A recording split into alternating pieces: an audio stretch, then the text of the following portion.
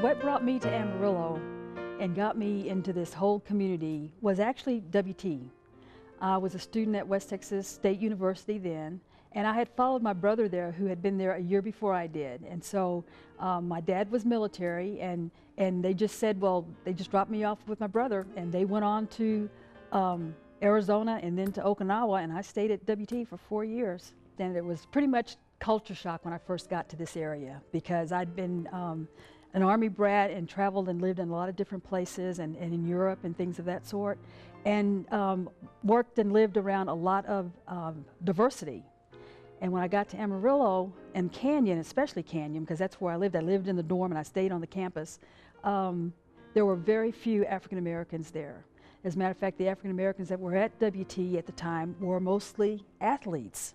And so to be a female down there, because there weren't any females that were in football or basketball, they were African Americans, but to walk around in the community, people just thought that I was attached to some athlete. I wasn't, in my own right, a student.